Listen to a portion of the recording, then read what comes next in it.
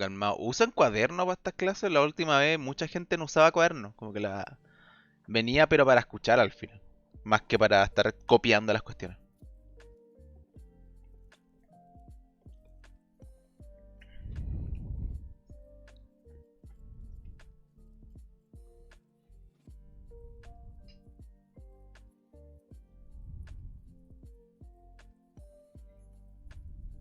Tu, tu, tu, tu.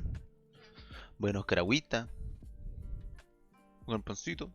Yo no soy pie en mi casa.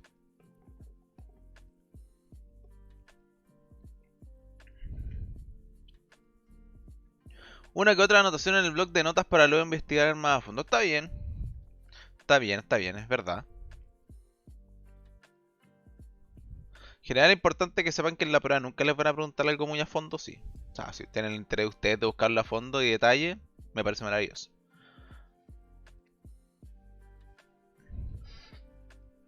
Es por si hay algo que no tenga anotado. Ah, ya. No, pero deberían tener todo anotado. O sea, si han ido, no sé, pues, si le han pasado las clases, estas cuestiones, es más o menos lo mismo que van a ver.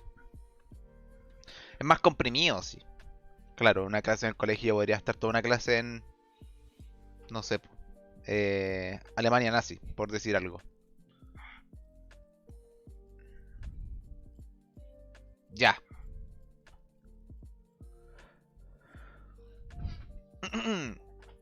Entonces, clase 12. Crisis del Estado liberal. Tema que creo que a mucha gente le gusta. El objetivo de hoy es, bueno, ver los nuevos modelos políticos y económicos derivados de la crisis del Estado liberal a comienzos del siglo XX. Dentro de esos se incluye totalitarismo europeo, populismo en América Latina e inicios del estado de bienestar. Entonces, ¿por qué entra en crisis el Estado liberal? Antes de eso, de responder esa pregunta, me voy a checar más todavía. Ya estoy tan chiquito que no me van a ver. Antes de responder a esa pregunta, les pido que me den algunas ideas que planteaba el liberalismo. Ahí les puse unas... como que le estoy soplando. Pueden ser ideas políticas, económicas y como de libertad en general. Porque si entra en crisis el Estado liberal, tenemos que saber qué planteaba esa parte liberal. Pues si no, no sabemos qué chucha plantea que es el Estado liberal.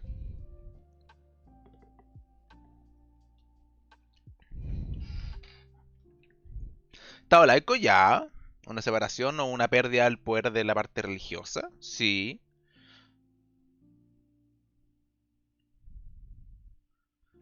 La sobreproducción y burbuja inflacionaria. No sé si el Estado liberal como que esa sea una idea del liberalismo. Libre comercio, sí, libre comercio.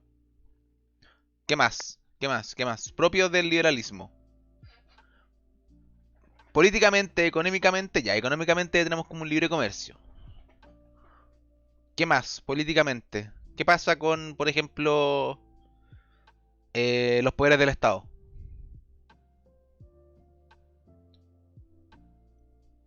Por dar un ejemplo.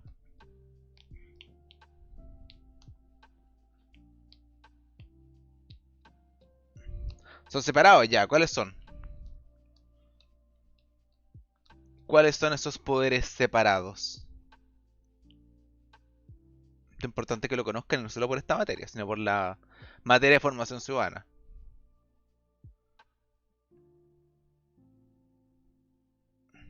Judicial, ejecutivo, legislativo, maravilloso. Ya esos tres poderes se controlan, son independientes, bla, bla, bla, bla. Por eso lado tenemos como una parte como política. ¿Qué más? ¿Qué más? Por ejemplo,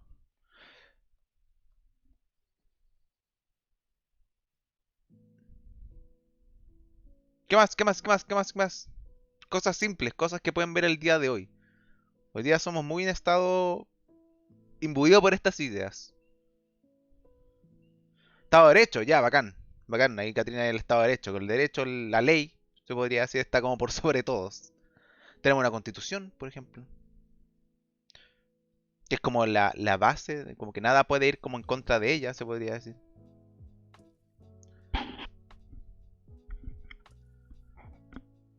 ¿Qué otra cosa? Algo muy simple, algo que vamos a hacer este 4 de septiembre. Bueno, no sé si todos, pero por lo menos hay gente que está acá también. ¿Qué se hace el 4 de septiembre de este año? Ciudadanía, ya sí, se cambia el tema de súbditos, ya no somos súbditos, sino que ciudadanos.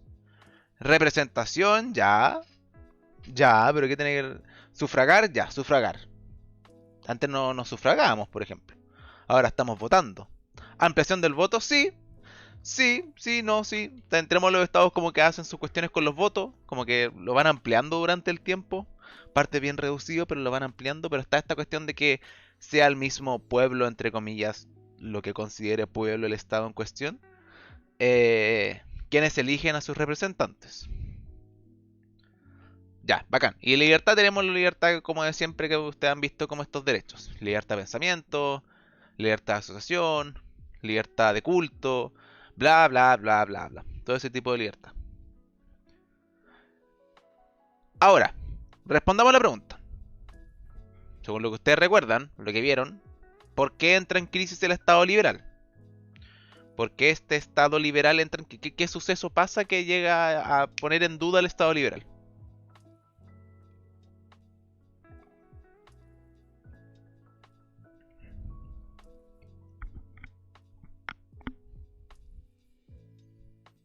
Pam, pam, pam. ¿Guerra civil? No. Tiene que ver algo más con una cosa económica. Posterior a la Primera Guerra Mundial. Ya eres de todas las pistas que pueden saber. Lo que dije antes, que dijiste antes. Sobre producción y burbuja inflacionaria, ya sí. Pero ¿cómo se llama ese proceso?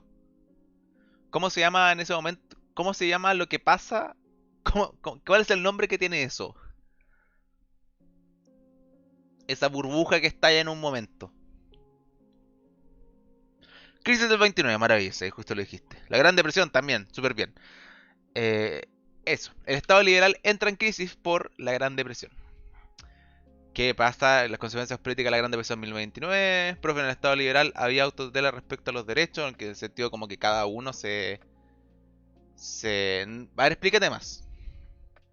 Explícate más a qué te refieres con autotutela. ¿Cuál es tu idea?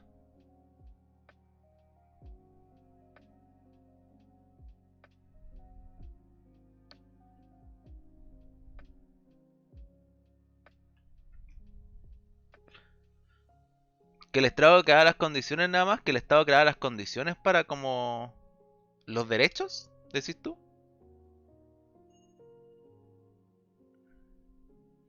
Como las condiciones propias para que esos derechos como que se hicieran como, no sé, fueran respetados. Eh, es difícil. Es difícil establecer como que estos derechos, por lo menos en Chile, que es el caso que tenemos más cercano, en siglo XIX y en siglo XX, siglo XX antes de la Gran Depresión, estos distintos derechos hayan sido respetados como a cabalidad. Muchas veces yo les digo que están los derechos, están como esa como idea liberal, pero que esté esa idea liberal no significa que todo lo que planteaban como que de un día para el otro se aplicó. Y estaba el Estado funcionando, funcionando así.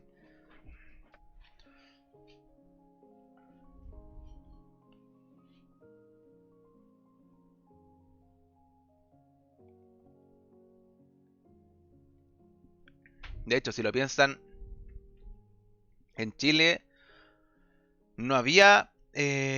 ¿cuál fue el año? 1700, 1870, no me acuerdo. Pero había solo una religión, o sea, la gente podía darle como profesar una sola religión antes de ese año, no me acuerdo si 1870, por ahí. Que era la religión católica. Todas las otras cosas, como que no la haga por favor. Que antes que ocurriera Chile había una prosperidad económica que genera un antes y un después de los años de la Gran Depresión. Claro, también. Ahora, no nos metamos a Chile, porque no vamos a ver Chile ahora. Pero sí, Chile, bueno, Chile también pasa por este proceso de crisis de Estado liberal. Eso también es importante. Ya, entonces, la Gran Depresión de 1929. Primero, tenemos la década de 1929. Nos vamos a posicionar en Estados Unidos, ¿ok? En esta década para Estados Unidos hay pura prosperidad. todos estaban felices. Esta felicidad viene acompañada de o sea, viene acompañada em, de una abundancia en créditos bancarios. Los bancos que prestan créditos le prestan plata ya. Y esos créditos se usaban en propiedades, bienes de consumo y especulación financiera. ¿Qué quiero decir con especulación financiera? Cuando uno dice como, uy, como que compré acciones en una compañía, ya, eso. Todo era muy feliz, estaba muy bien lo que estaba pasando en Estados Unidos. Recuerden que en Estados Unidos no sucede la Primera Guerra Mundial. Entonces, mientras está Europa destruida y totalmente devastada por la Primera Guerra Mundial, Estados Unidos está feliz, Estados Unidos está maravillado, estaba prestando plata a los europeos para que se reconstruyeran, estaban felices, en su tierra no pasaba nada. Ahora, entonces, tenemos este clima de prosperidad, clima de que todo está bien. En este clima de felicidad se prestan muchos créditos bancarios a las personas, a las empresas, a personas como común y corriente también. Entonces, ¿qué tiene que estas personas, que las empresas, que familias compren acciones? Lo que genera, por lo menos en el caso de Estados Unidos, es que hay una gran demanda por acciones. Lo que provoca que el precio de algunas compañías de la bolsa, que recuerden que en la bolsa tenemos múltiples compañías, la gente va comprando acciones, el valor de la compañía en la bolsa crece mucho más rápido que las ganancias reales de la compañía. O sea, las ganancias reales que estaba teniendo la compañía por lo que hacía, no sé, X cosa puede ser, eh, esa ganancia era mucho menor al valor que tenía en la bolsa. Lo anterior genera como una burbuja económica, especulativa. Y esa burbuja tiene que estallar en algún momento. Toda esa especulación que se está generando, como subiéndole el precio de manera como, digamos, entre comillas, artificial, en algún momento tiene que estallar. Y que la cagaba, básicamente. Entonces, el mercado comienza a mostrar un tip como cierta inestabilidad. Nadie predijo esa crisis. Había gente. Sí, no, sí se podría. Como no te podría decir como que fue como que la predijeron así como hace mucho tiempo atrás, como inversores. Pero sí las primeras personas. Muchas gracias por el nuevo seguidor, Nicole. Sí las personas como que ya más instruidas en el tema de las acciones, se puede decir, o como el tema de los mercados, son los primeros que comienzan a vender sus acciones.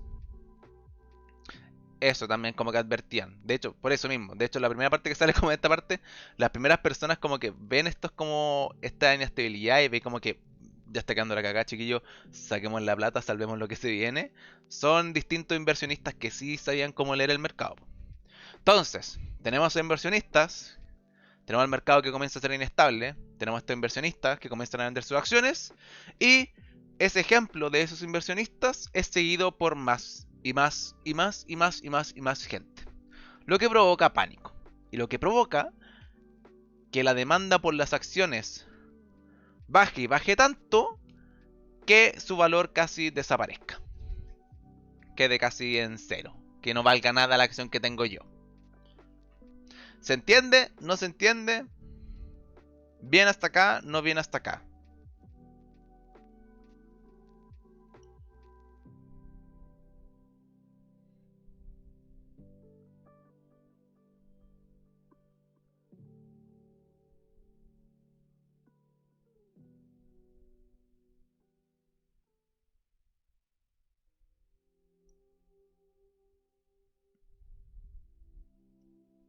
Perdón, que estoy revisando el celular.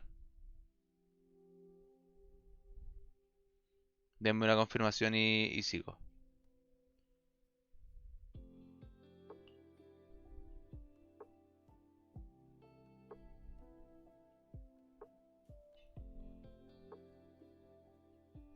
Trotsky cuenta. No estoy seguro. ¿Qué planteó Trotsky?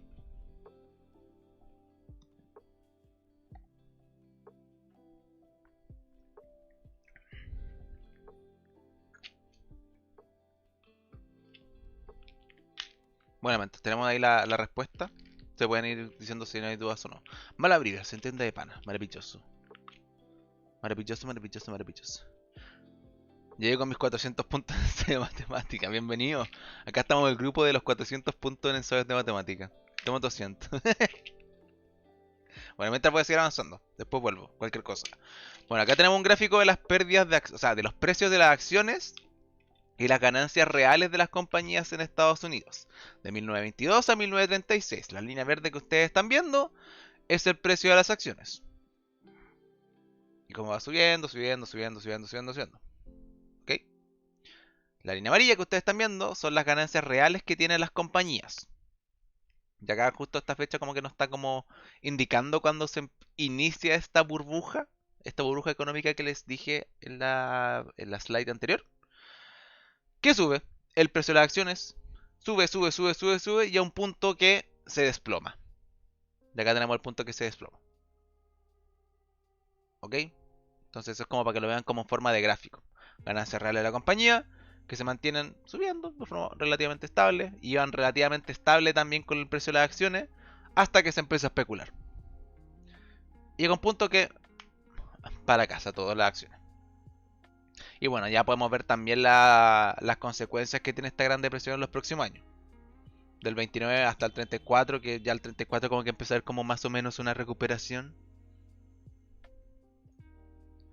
Ahora, gran parte del dinero perdido, de ese dinero que fue invertido en acciones, que se compró en especular al final, proviene de préstamos.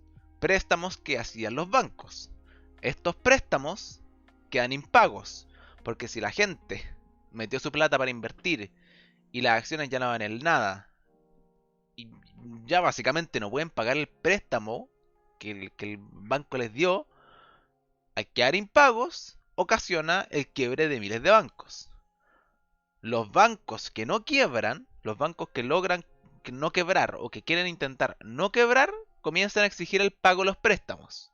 Al exigir el pago de los préstamos, afecta a miles de empresas y hogares, lo que genera desempleo. Porque miles de empresas que tienen que pagar los préstamos significa sacar X cantidad de su plata.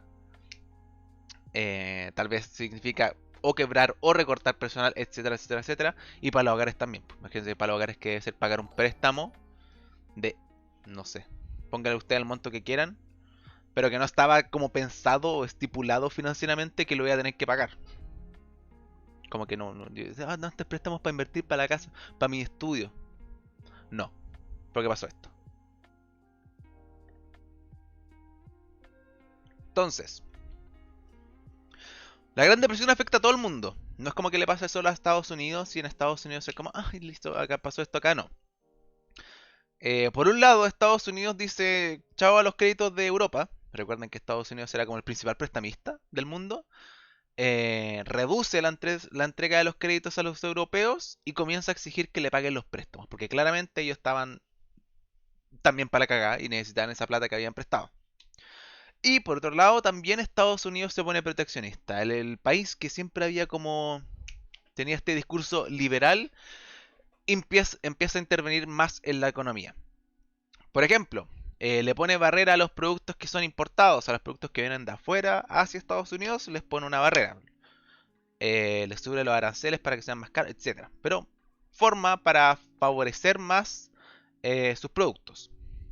Entonces, las medidas proteccionistas también se desarrollan en más países, lo que significa que el comercio internacional disminuye, etcétera, etcétera, etcétera. Y bueno, con la Gran Depresión es cuando se empezó a cuestionar las políticas económicas políticas económicas liberales. ¿Las medidas proteccionistas configuran el New Deal? Sí. Sí, más adelante cuando veamos los inicios del estado de bienestar sale el New Deal. Impriman más plata. Impriman más plata nomás. Bueno, y acá, con la Gran Depresión, entra el tema de que el Estado comienza a intervenir mucho más. ¿Cómo que sí? ¿Cómo que no?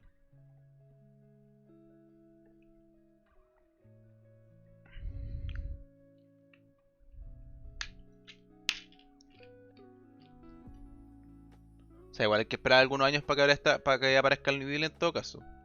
Con el compadre Roosevelt.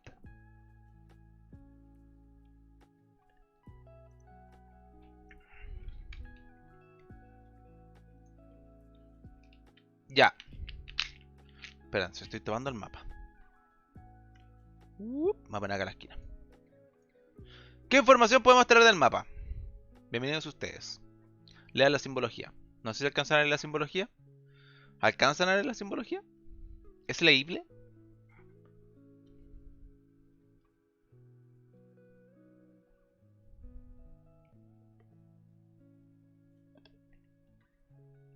La simbología de este cuadrito que está acá abajo. Por lo menos yo sí las leo. Bueno, para gente que no lo lee, tenemos un morado más fuerte que sale dictadura en Asia, Alemania y fascista, Italia. Los más moraditos claritos, se podría decir, otras dictaduras de regímenes autoritarios. Los que están verdes, regímenes democráticos. Y el que está como en un amarillo verdoso es un régimen comunista. Bueno, que sería la URSS. ¿Qué información se puede extraer del mapa? ¿Qué pueden concluir del mapa?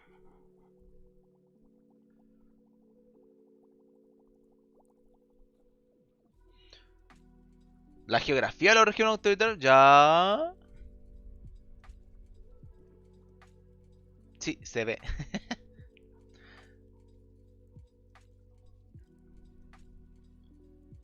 ¿Qué otra cosa se puede ver en el mapa? ¿Qué pasó con el mapa? ¿Qué pasó con el Estado liberal en Europa?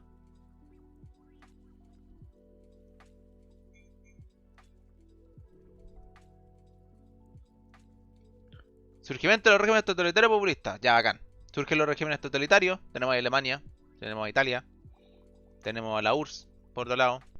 Tenemos otros regímenes que son autoritarios o dictaduras, que son más morados, que no necesariamente son de corte fascista, pero sí son autoritarios. Y tenemos los regímenes democráticos, que están en verdecito, pero que vemos que como que van perdiendo terreno. Como que no es como que están ahí así como que son la mayoría, así, hoy no, Europa que somos tan liberales, no. Entonces, acá está por eso entender también el contexto de Estado liberal en crisis.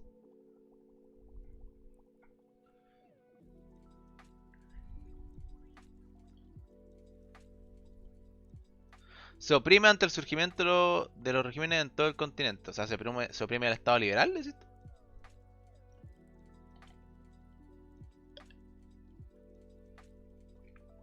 Pero lo que han dicho, claro, la crisis del liberalismo. También, está perfecto. Entonces, este es el primer paradero del ideal puro del liberalismo. ¿Dudas? ¿Preguntas? Porque ahora nos vamos a los modelos políticos. Esta es como la primera parada de entender el contexto del crisis de Estado liberal. Gran Depresión. Punto. Todos vean.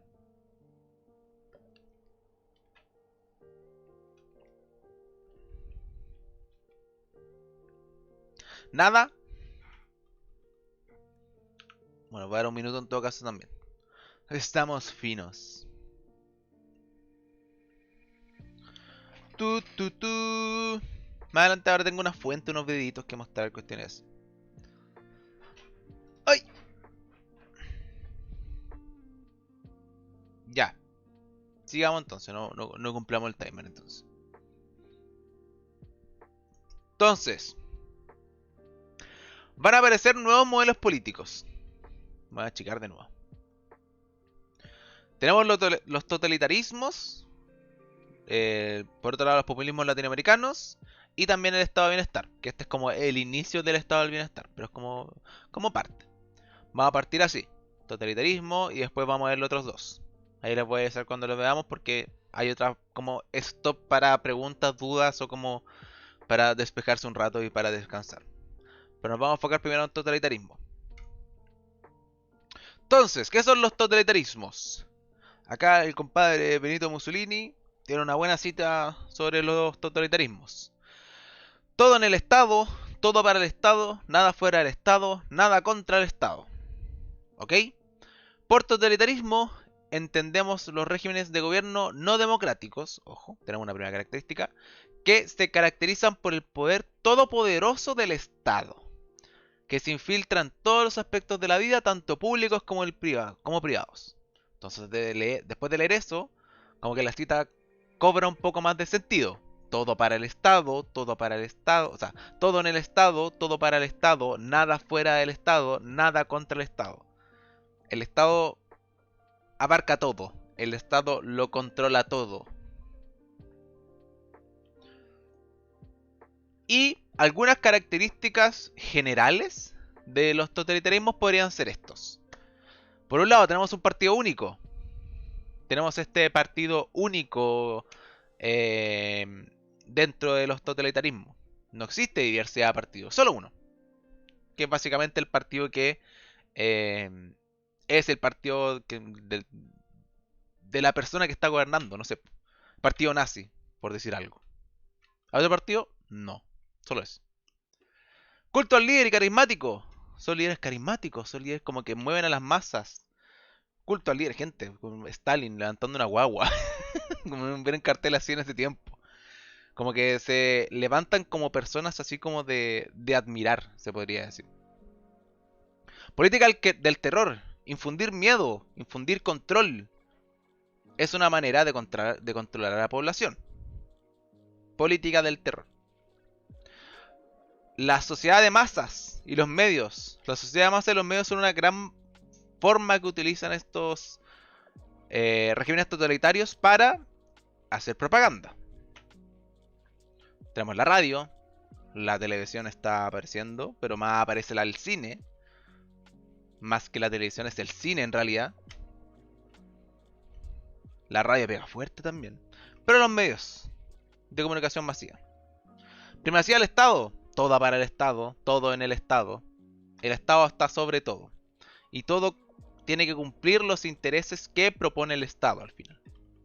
Expansionismo, expandirse. Expandir sus fronteras, conquistar nuevos lugares. Bla, bla, bla, bla. Y armamentismo. Armamentismo lo conocen ya de armarse. De como que, bueno, la palabra misma lo dice, pero como ir acumulando armas. Siendo cada vez más poderoso militarmente. Como con una recta ascendente así. Ir armándose más y más y más y más. No entiendo lo del culto al líder y carismático. Por ejemplo, ¿has visto estas típicas, no sé si se los habrán mostrado, pero como estas típicas imágenes o videos donde se ve, no sé, por poner el ejemplo. Mira, este ejemplo también es bueno. Como vemos a Benito Mussolini acá frente a una multitud dando un discurso, la figura que se construye de él, o que construyen en verdad de él, es como de culto, de admiración al líder. Oye, qué bacán el líder. Yo voy a seguir al líder. El carismático más que un líder carismático, en verdad. O sea, como que carismático como que se entiende más así como que atrae, se podría decir. Pero culto es como que culto viene como así me imagino, yo no sé, pero yo cuando hablo de culto me imagino una persona haciendo como reverencias. Así. Entonces, como culto al líder, que el líder, bueno, puede cambiar dependiendo del totalitarismo. El armamentismo se puede vincular con el fuerte nacionalismo que concentran estos regímenes. Es que sí, mira, estos dos pueden ir juntos, de hecho. Armamentismo y expansionismo los puedo separados por una cuestión de que se veía más lindo así, en una parte. Pero estos pueden ir juntos. Puede ir junto el armamentismo y el expansionismo, donde el expansionismo está justificado por el fuerte nacionalismo que concentran estos regímenes. Así que sí. Política del terror, Flash de escapar. Entiendo, gracias. De idealizarlo, claro, se idealiza también el líder. Pero ojo, es como una maquinaria completa que se mueve para idealizarlo. Acá entra también de nuevo la sociedad de masa y media. Por eso están también estos carteles. O sea, no es como por nada tampoco. Todo afiche, en verdad. Ya, ¿entendido esa parte? Porque ahora me voy a Alemania nazi.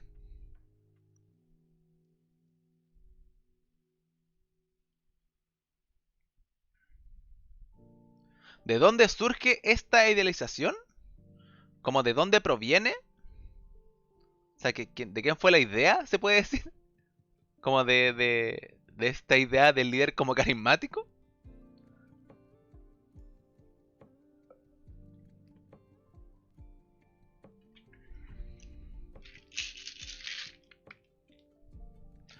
O si surge como proveniente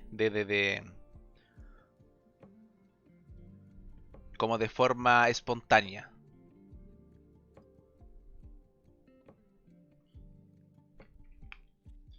Claro, también Igegas también dice algo que es verdad. De situación crítica cada país frente a una crisis. Bueno, y más adelante vamos a ver.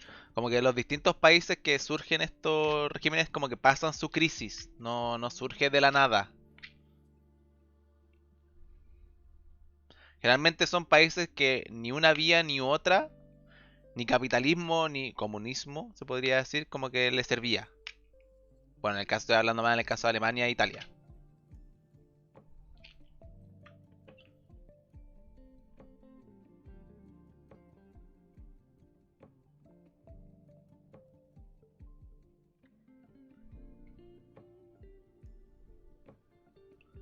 ¿Qué más?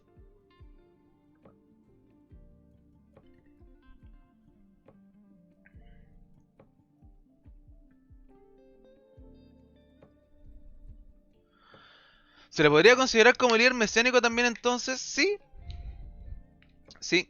Hay autores que lo plantean como un líder como mesiánico.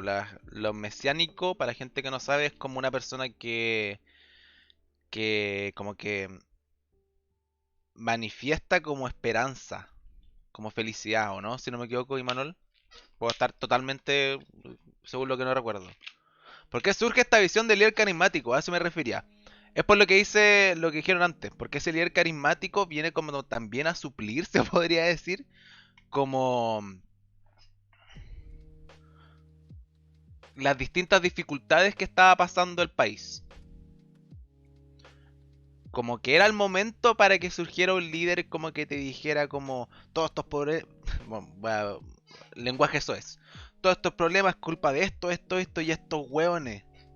Y nosotros vamos a salir adelante, nosotros, no sé, nosotros la raza aria, etcétera, etcétera, etcétera. Un estudiante que se expresara también bien frente a las personas.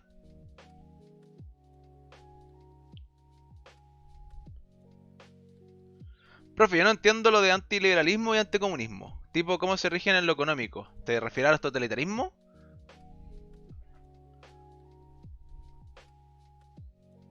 Ser carismático también genera ambientes de tranquilidad. Supongo que proliferan espacios de crisis. Claro, o sea, piensen que estos países están en crisis profunda.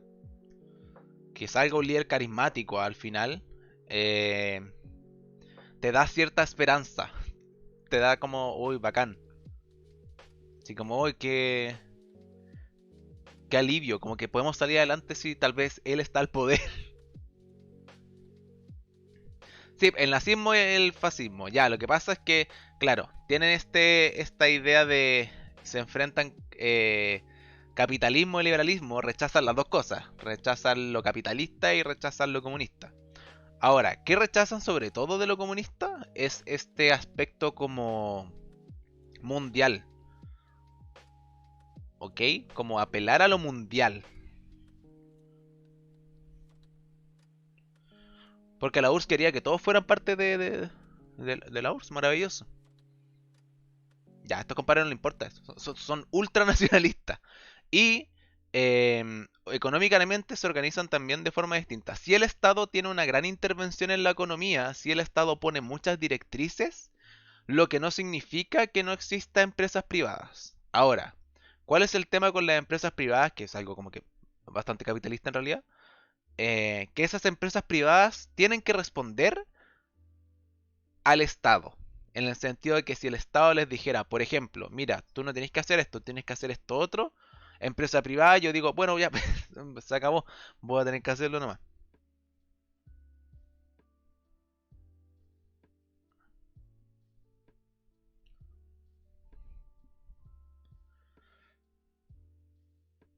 ¿Se comprende? Por eso dice como que no sigue ninguno de los dos caminos como,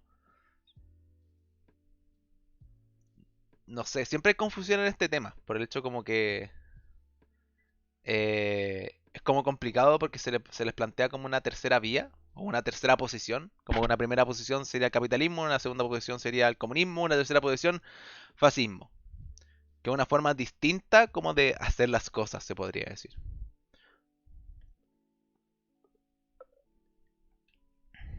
Ya, seguimos entonces. Entonces, tenemos... Voy a cambiarme la acá. Tenemos la Alemania nazi. El nazismo va ganando fuerza durante la República de Weimar. ¿Weimar se me dice? No me acuerdo cómo se llama. ¿Cómo se decía?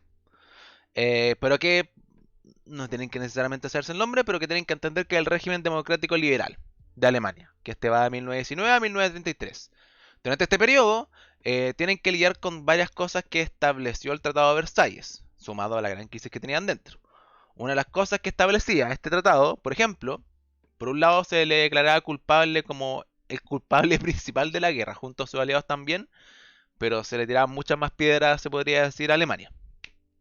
Lo reducen también territorialmente, se les quita muchos territorios, los separan también Danzig, que bueno, no tengo un mapa ahora, pero un mapa que vimos en la clase pasada sale como perfectamente como la separación que tiene Alemania, pero lo importante es que entiendan que se reduce territorialmente a Alemania. No pueden militarizarse, tienen un límite de gente, como de militares que pueden tener, pero es muy bajo y no pueden tener ni aviación, por ejemplo, ni artillería pesada. Y, como por si fuera poco además, tienen que indemnizar por todos los daños que produjeron ellos. Como que se les culpa, todas las culpas de la guerra al final son de Alemania. Y a la derecha están viendo una manifestación en rechazo al Tratado de Versalles en Berlín en 1932, como para darle cierto contexto a la cosa.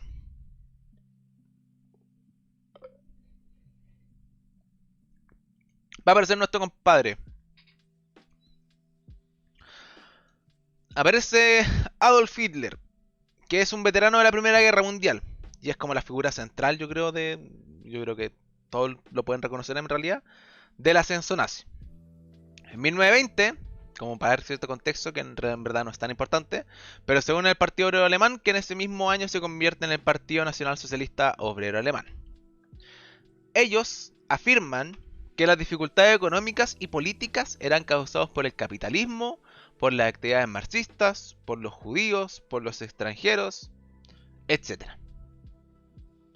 Rechazan la democracia como forma de gobierno. Apelan por una patria fuerte bajo una dirección del Estado que ofrece trabajo y mejoras sociales. Y se identifican con una supuesta raza aria. ¿Ok? No creo que se pierdan.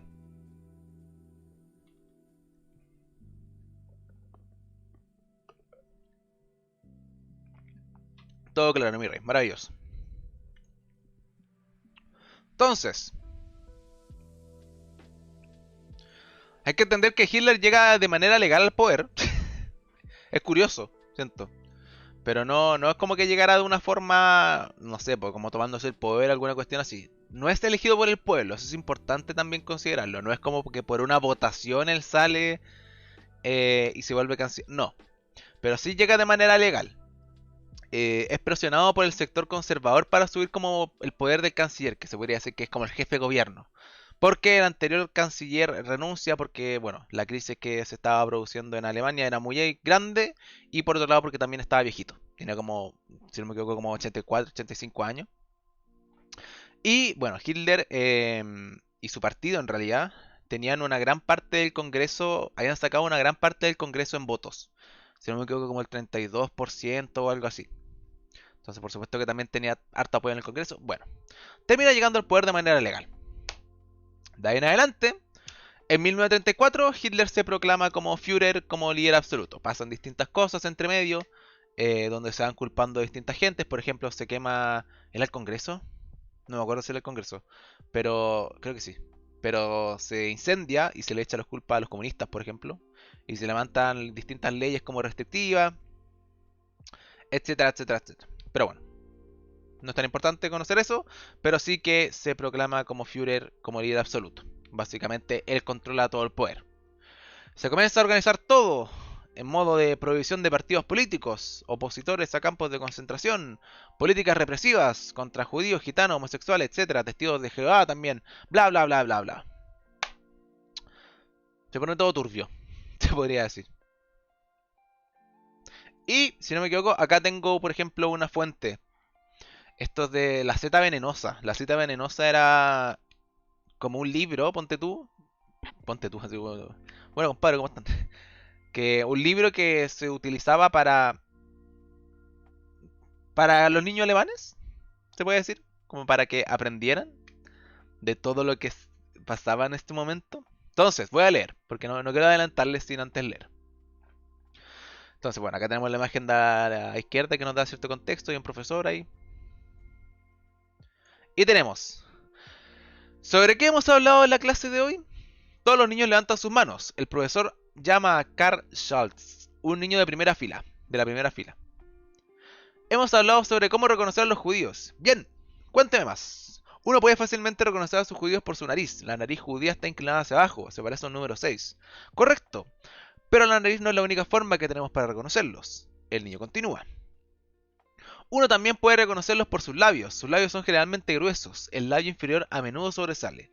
Sus ojos también son diferentes. Sus párpados son más gruesos y carnosos que los nuestros. Su mirada es cautelosa y penetrante. Uno puede decir, por su mirada, que es una persona engañosa.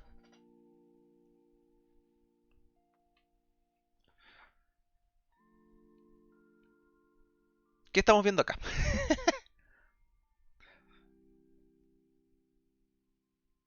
Empieza con A.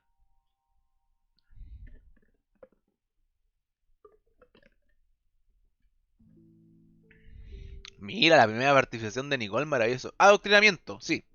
De hecho, ya como un título, acá como adoctrinamiento, etcétera. Pero claro, es como para que vean como que también no es como que traspasaba todas las esferas, se podría decir. Entonces, esta persecución, en el caso que sea de los judíos, también traspasa a las mismas escuelas, a los mismos niños o a mismas niñas que iban a la escuela, por ejemplo. Y que tenían que aprender al final, como dice este libro que es La Zeta Venenosa, a cómo reconocer a un judío. Que es una cosa bastante terrible si me preguntan a mí en realidad.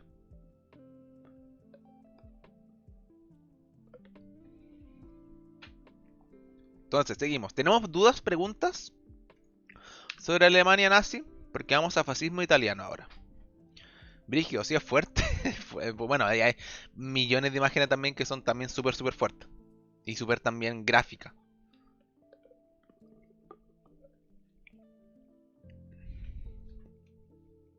Este libro creo que lo pueden buscar. De hecho, sale como una Z, como, bueno, Z venenosa, como en la portada o algo así.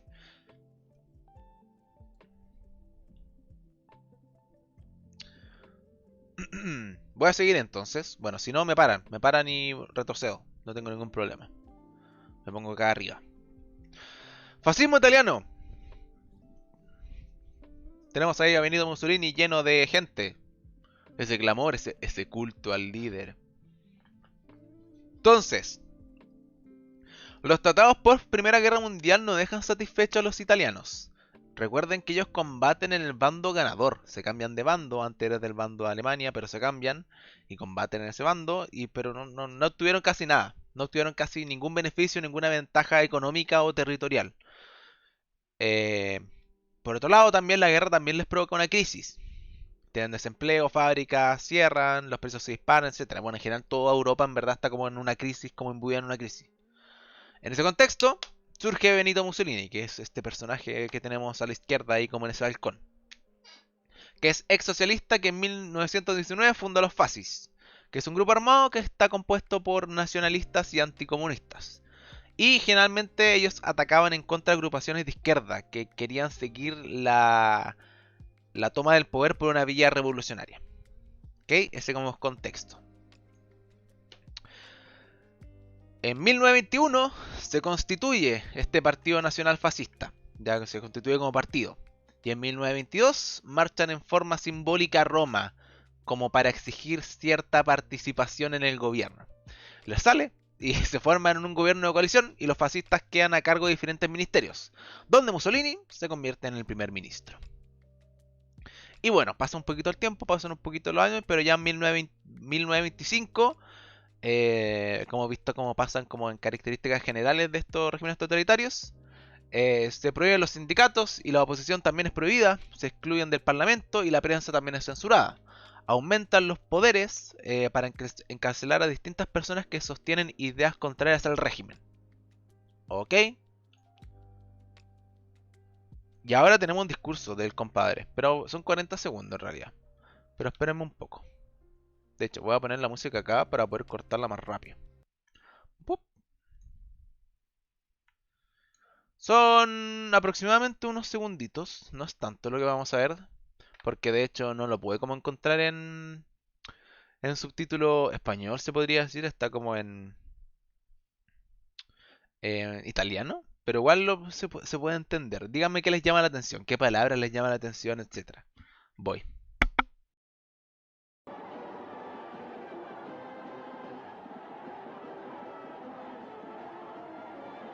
No voy nada, no puedo agrandarlo. Ahí sí. Ahora sí.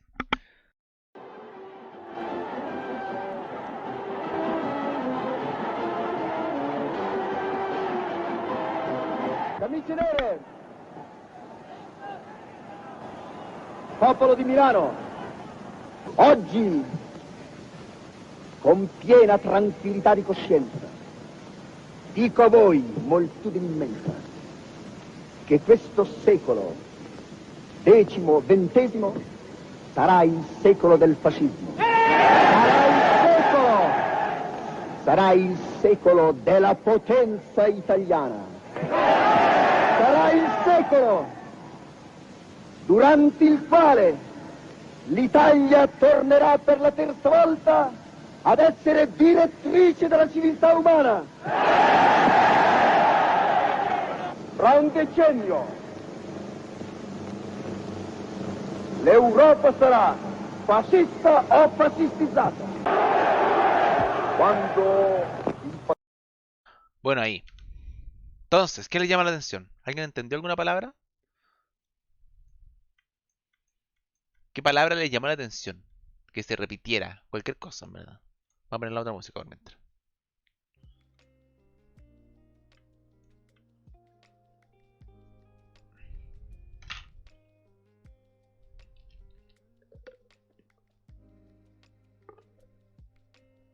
Mientras tomo juguito.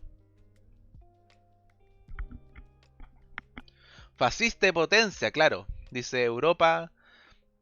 De aquí a 10 años más va a ser fascista o fastidizada, no sé cómo es la palabra, pero va como a tender hacia allá. Alemania va a ser una potencia, de hecho también dice, también como sale ahí.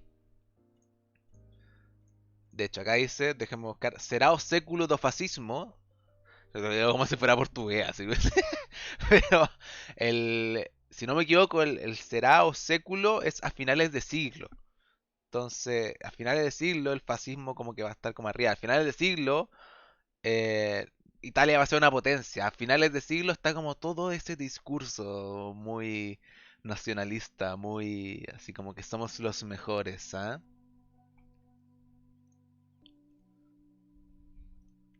Entonces,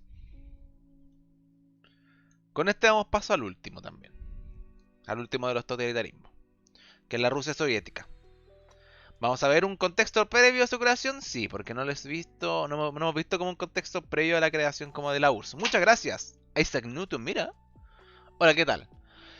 Pero lo vamos a ver resumido, porque la aparición de la URSS tampoco es nuestro foco, y tampoco les van a preguntar por la aparición de la URSS en la prueba. Pero sí, como para entender cómo qué está pasando con ellos, sí lo vamos a ver en una slide, en una... ¿Cuál es la palabra? En una diapositiva, esa es la palabra en español. En una diapositiva que va como a resumir harto esto, en verdad. ¿De qué hablan? Estamos tirando una clase de historia de la crisis de los estados liberales. Entonces, gente, prepárense porque acá voy a hablar mucho y tener mucho escrito, sí, pero fue la mejor manera que encontré de resumir todo. Pero este es el contexto general nomás. No más. Pero contexto general. A inicios del siglo XX Rusia era una monarquía. Era controlada por el zar Nicolás II. Zar es como rey, ¿ok? Pero ellos tienen zar. Ellos se basan en la explotación agrícola. Tienen una alta concentración de riqueza en las manos de unos poquitos terratenientes. No es como que unos poquitos terratenientes, unas pocas personas concentran la tierra y explotan de forma agrícola. No son una potencia que está industrializada ni nada. Gran parte de la población es campesina, con condiciones de pobreza, de precariedad y carente de derechos. Y la situación política se vuelve mucho más crítica en la Primera Guerra Mundial. Porque en la Primera Guerra Mundial queda evidente que el Imperio Ruso es totalmente débil en comparación a las otras potencias europeas. Que está totalmente atrasado en comparación a los otros. Entonces, Rusia, primero, se retira de la Primera Guerra Mundial y también se viven revoluciones dentro de Rusia. Y se producen dos procesos revolucionarios. Tenemos un primero, que se produce en febrero de 1917. ¿Ok? Donde se pone el fin al régimen zarista. Se pone el fin a esta monarquía. Se acaba. Ahora, se procede a instalar un gobierno provisional, pero que es dirigido por socialistas que son moderados. No tenemos a los personajes que conocemos siempre, no tenemos a este personaje, por ejemplo, Lenin todavía no aparece, pero, pero sí aparece en la segunda. En este segundo proceso revolucionario, que es liderado en octubre por Lenin y Trotsky, se produce la llegada al poder de los bolcheviques, que son los comunistas, o se podría decir que estos ya son como los más extremistas, se podría decir. Otros son los moderados, son vale como que cierta diferencia para que lo puedan entender. Y ahí se instaura el primer régimen político de carácter socialista a nivel mundial. Después, me voy a esta última columna. Un nuevo modelo de Estado. Desde 1922 se crea un nuevo Estado, llamado Unión de Repúblicas Socialistas Soviéticas, que la sigla es más fácil, URSS, ¿verdad? Y en poco tiempo se convierte en una gran potencia mundial. Se permitía también que nuevos territorios fueran incorporados en el futuro, por eso tiene ese como carácter mundial. Y también hay historiadores que plantean que en la práctica este gobierno constituye una dictadura que se basó en el control absoluto del Partido Comunista. Recuerden, como les recuerdo, yo creo como todas las mismas clases, los historiadores tienen distintas interpretaciones de distintos procesos. ¿Ok? Entonces ahí entre historiadores y historiadores pueden chocar por sus interpretaciones en realidad.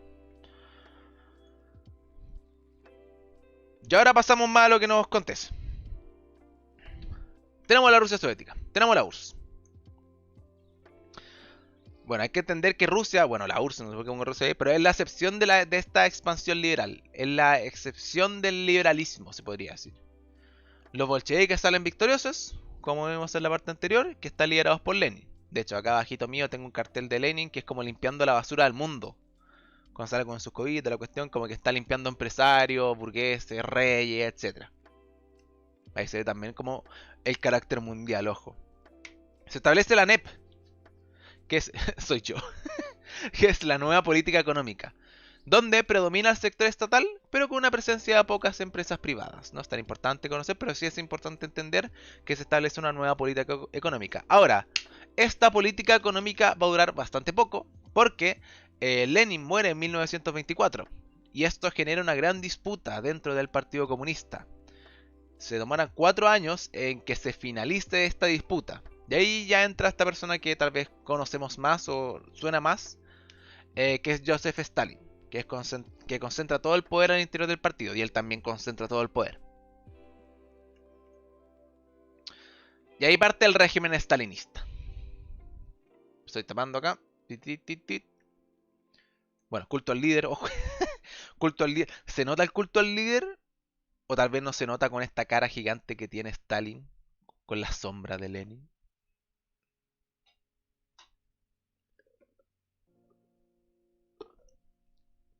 Creo que hasta el mismo Lenin, Lenin y Stalin no querían Marx. Siempre tienen diferencia en realidad. Tienen, entre sí tienen diferencias de cómo... Claro, es que eso, de seguir el pie a la letra. Hay distintas formas como que tienen como de concebir cómo que se debe hacer esto. Tal vez como que no puede ser como que no creían en Marx, pero que sí totalmente están influidos por él. O sea, como que no se puede negar eso. Creo que le están rindiendo culto al líder. ¿Tú creí? Ya. Entonces, parte de este régimen stalinista, que es personalista, o sea que como que se enfoca en la persona de Stalin, se nota también, y también es autoritario. Y se instaura la represión y el terror también. Stalin tiene un gran cabello. Hay una imagen de Stalin joven. ¿Stalin era o no? Stalin ¿Han visto ¿Han visto a Stalin joven? ¿Conocen a Stalin joven?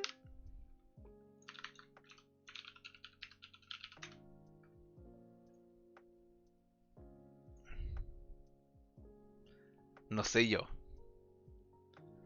Pero yo encuentro que Stalin joven igual pegaba. No sé. Podría perfectamente Stalin joven podría ser un modelo. Tiene cara de anarquista, pero podría ser un modelo perfectamente. Si metemos a esta persona y la metemos ahora, perfectamente podría estar en una cara en Falabella. O sea, como que estoy en Falabella y está la cara de él. Ah, me parece correcto. Ya, sigamos. Después de esta mini pausa. Era guapísimo el men. Se estima que entre 1936 y 1938, bueno, la década del 30 es como la más represiva, se podría decir, de este régimen. Pero les puse solo un dato acá. Germán Riesco también es buena persona. Por no decir guapísimo. Se estima que entre 1936 y 1938 cerca de una vigésima parte de la población es detenida. Millones de personas son destinadas a trabajos. O sea, millones de personas son detenidas o a trabajos forzados. Ahí, me confundí. Una vigésima parte, gente. Piensen que una vigésima parte de Chile ahora son, no sé, aproximadamente 1 millón de personas. Es mucha gente la que se llevan detenida. Si lo comparamos en Chile. Allá, mucha más gente, porque había muchas más personas. Ahora, ¿cuál es el objetivo? El objetivo que tienen es industrializar la URSS y convertirla en una potencia mundial. Recuerden que este imperio ruso antes era se basaba en la explotación agrícola. De eso se basaba. No era una potencia industrializada. Y ahora quieren convertirla en una potencia mundial. De hecho, dudas podríamos tener si es que siquiera antes era una potencia. Les dije verdad que la NEP no dura nada porque se reemplaza la NEP por los planes quinquenales. ¿Qué tienen que ver los planes quinquenales? Son planes que se fijan metas por sector económico, que se tienen que cumplir aproximadamente en 5 años. Por ejemplo, de 1928 a 1932 se busca que se levante la industria pesada en la URSS y también colectivizar la tierra agrícola, que sea como de un colectivo, que no sea como manos de algunos pocos. Todavía se pasó un proceso que era manos de campesinos antes en la NEP, si no me equivoco, pero ahora no, ahora que fuera colectivo. Y también ahí pasaron cosas malas. ¿Sabes qué también parecía modelo? Lewis Powell, ¿no? ¿No he visto Lewis Powell? Bueno, y eso. Esto es lo que tenemos que conocer de los totalitarismos. Lo más importante de los totalitarismos en general, sería raro que les preguntaran como específicamente de un totalitarismo. Pero sí es importante que conozcan las características generales que vimos al principio. Que en ese mapita mental, etcétera. Sí, esta le mató a mucha gente. En ese mapita mental que vimos al principio y de qué significa el totalitarismo también es importante. Ya no es necesario más las vibras que me pongo rojo. ¿Ah? La NEP, no hay que mucho conocer de la NEP. Es bueno, se llama NEP, Nueva Política Económica, pero donde se da una mayor predominancia al sector estatal nomás. Y hay poquitas empresas privadas que están como ahí, que tienen una presencia. Como que eso es lo importante que ustedes sepan. No me quiero meter más en la NEP porque, bueno, no les van a preguntar por la NEP tampoco. Entonces no se preocupen por eso. Tienen que entender que eso es el sector estatal tomando más y más poder.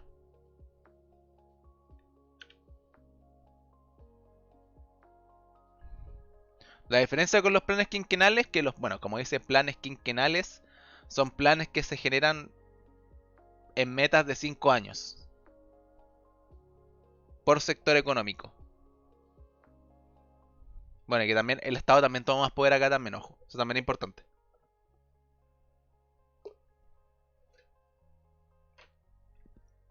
Ya, entonces es importante lo más importante es que tengamos claro esto. Estas características generales, porque ustedes les pueden hacer preguntas de características generales. Como, ¿qué representa esta imagen? ¿Qué se puede ver en esta imagen? Por ejemplo. Según lo que ustedes leen acá, como qué características de los totalitarismos se puede extraer. Son como las típicas preguntas que ustedes les pueden hacer.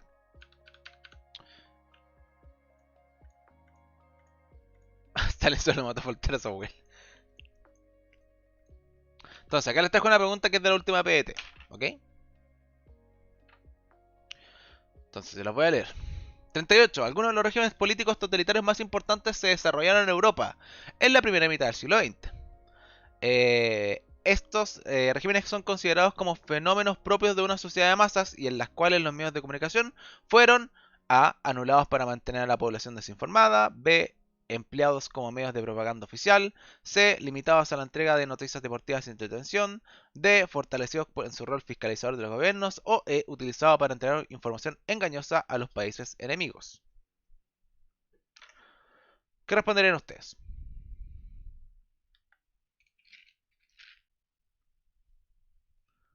Mala vibra nos dice B. B, B, B, B, B. B, ya, bacán. La correcta es la B. Son empleados, como vimos al principio, son como empleados como medios de propaganda oficial. Se utilizan mucho los medios de comunicación para hacer propaganda a los distintos regímenes, bueno, dependiendo del país en que esté, bueno, para hacer propaganda al régimen nazi, si estuviéramos en Alemania, por decir algo. Son medios para hacer propaganda oficial y son controlados por el Estado. Entonces es importante. Nos anulan, siguen estando ahí los medios de comunicación, son utilizados más que ser anulados. No son limitados a. Esta una estupidez. Limitados a entregar noticias deportivas de entretención como si fuera, no sé, primer plano, SQP, no. Tampoco, no es TNT Sport esta wea. Así que tampoco no tiene como nada que ver, es como un distractor nomás. Fortalecidos en su rol fiscalizador de los gobiernos, esto es como pareciera como si fuera algo más como liberal. Como medios de comunicación ahí como fiscalizando o criticando a los gobiernos, claramente no. Y utilizados para entregar información engañosa a los países enemigos. No, ¿por qué? Los medios de comunicación. Utilizar los medios de comunicación para entregar información engañosa a los países.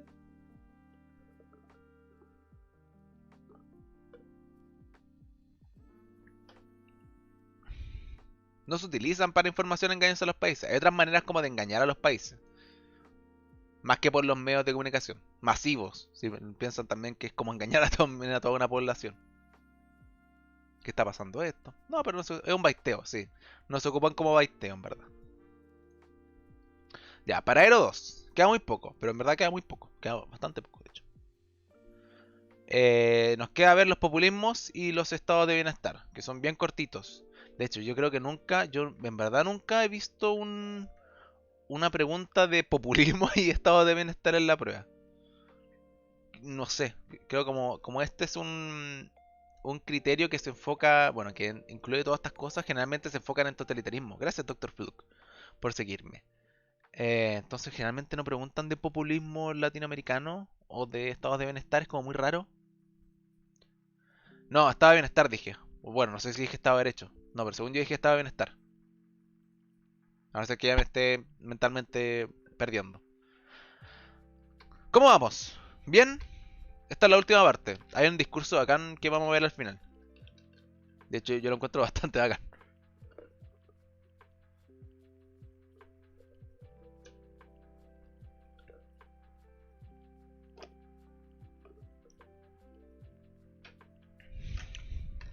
¿Vamos bien, gente? Exprésenme, por favor, en su chat.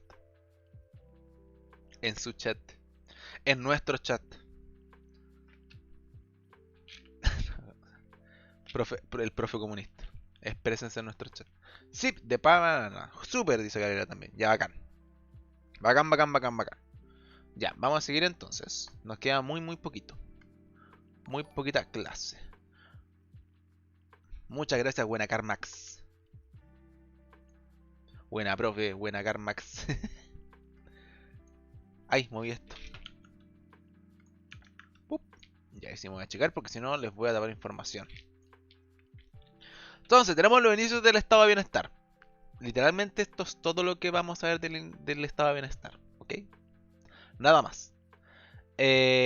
Nuevamente, la crisis del 29 da paso a proyectos que, en este caso, compatibilizan con la democracia liberal. Pero tienen una mayor intervención del Estado. No es como antes que dejamos que los privados hagan sus cosas nomás y el Estado interviene pero casi nada. O sea, como que está ahí como más como regulador. No, acá sí hay una mayor intervención del Estado. En este caso, tenemos a Franklin D. Roosevelt, pero que es presidente de los Estados Unidos de 1933 a 1945. Y es uno de los principales representantes de este como inicio de estado de bienestar o como de este intervencionismo del Estado. Él impulsa el New Deal, que abandona este liberalismo más puro, esta no intervención del Estado. ¿Por qué? Porque, por ejemplo, se invierten millones de dólares en obras públicas. Es el Estado el que está invirtiendo en obras públicas. ¿Para qué? Porque tienen la idea de otorgar empleo a muchas personas que están desempleadas y de esa manera, creando obras públicas, también estimulan a empresas que proveen materiales proveen materiales que se necesitan para las obras públicas. También se vuelven más proteccionistas. Ya no es tan fácil importar a Estados Unidos. Ya no es tan fácil que vengan productos de afuera, porque quieren también, nuevamente, fomentar la industria de Estados Unidos, o sea, su industria nacional. Porque se habían ido, bueno, a la mierda con la Gran Depresión, con otras palabras. Y eso es todo lo que hemos de Estado de Bienestar. Eso es todo lo que, lo que tienen que tener claro es que es una mayor intervención del Estado, pero con una democracia liberal. Se mantiene la democracia liberal, se mantiene el Estado liberal que hemos visto, pero ya no es tan liberal como lo veíamos antes, sino que es un Estado que se vuelve más partícipe de la economía. Eso lo tienen que tener claros ustedes. Con eso, maravilloso.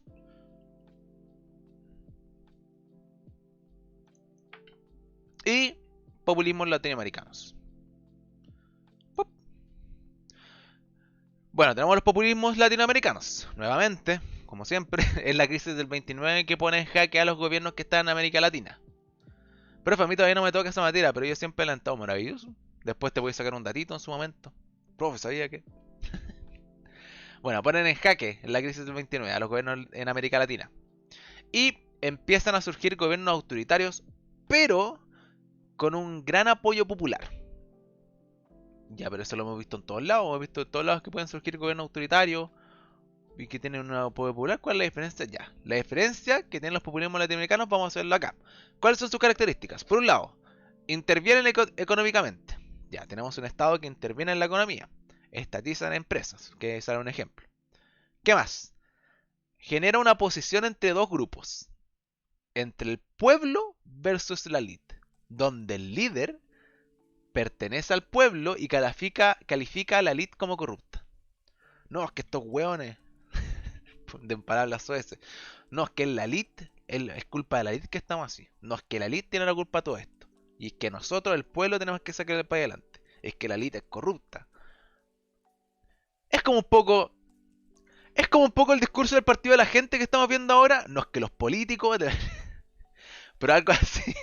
Muy populista. Como enfrentar dos grupos. No, es que la elite es culpa de la elite. No, es que hacen todo mal ellos. Bueno, eso es como una parte, un segundo punto como súper característico. Son nacionalistas también. Rechazan la dependencia de las potencias de pensión. Activo de pensión. Rechazan la dependencia de las potencias extranjeras. ¿Ok? Fuera de las potencias extranjeras. Y también incentivan su producción interna. Son intervencionistas, también son relativamente proteccionistas. No quieren depender de las potencias de afuera, no quieren depender de afuera. Y como último, los liderazgos que se levantan, los líderes que se levantan, dependen de un gran apoyo que entrega a las masas. Y muchas veces prometen soluciones a corto plazo. Tienen un carácter autoritario y bueno, como que desacreditan y transgreden como el Estado o el control institucional. Como que más o menos a veces hacen lo que quieren, por eso son como más o menos autoritarios. Pero es importante también de los corto plazo. Como que se establecen metas a corto plazo, metas que, no sé, por ejemplo, me quiero agarrar yo, pueden tener como un gran peso, digamos, económicamente, decir, no, de aquí a 3 años nos vamos a industrializar, por decir algo, X, estoy inventando. Claro, ya tal vez se consigue, pero ¿cuál es qué tanto nos va a pegar económicamente todo ese desarrollo que hicimos en 3 años? ¿Cuánto gasto fiscal tenemos? cuánto tal vez plata imprimimos para que, bueno, pudiéramos pagar todo eso. Cuestiones así. Entonces es como prometer algo en corto plazo sin considerar como otros factores que también van a pegar como después. Problemas que pueden ser muy grandes, decir, ah, no, esta solución es cortita. La solucionamos en 1 o 2 años.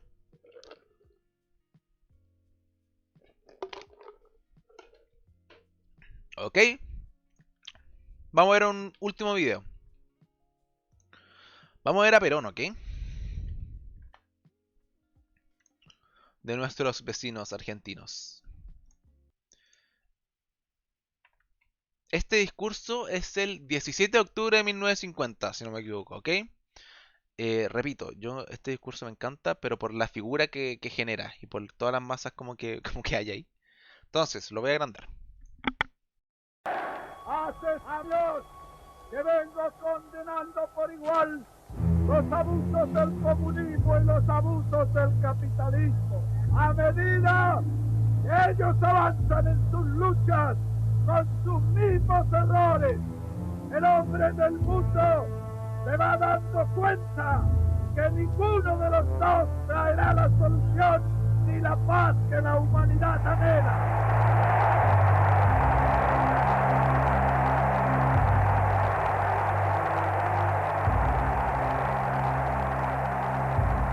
Por eso, los hombres honrados de todos los pueblos se suman a nuestra tercera posición.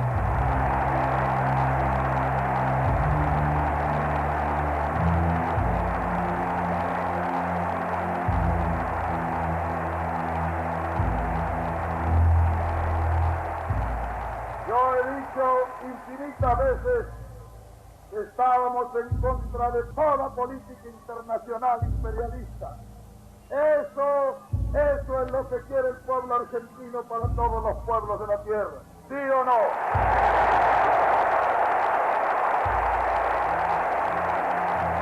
Yo he dicho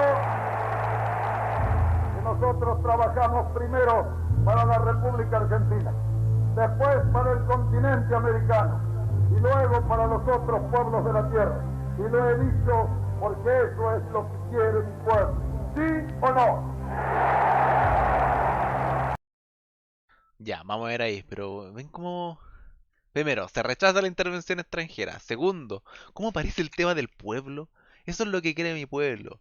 ¿Sí o no? Eso es lo que quieren ustedes, ¿verdad? ¿Sí o no? Eh... Esperen, pasaron fuerte esto. También como esta... ¿Cómo no? No sé, chiquillos, pero si yo fuera... Si yo estaría viviendo en esa época, yo estaría... Sin cachar nada, yo estaría ahí. Yo estaría en medio de la masa. Diciendo ¡eh! Porque como que si es un líder que te promete estas cosas, probablemente si yo me pongo en este contexto, yo habría sido uno de los múltiples personas que estarían ahí. ¡eh! Pero yo. Pero es para que vean como un ejemplo como de estos populismos latinoamericanos también en los discursos y la cantidad de gente que aglomeraba. Por eso también una de las cosas como que necesitaba o tenía como la base en el apoyo popular, en esta como gran masa de gente que los apoyaba también. Respiran Center. Yo. Ya. Entonces, silencio, Perón, por favor.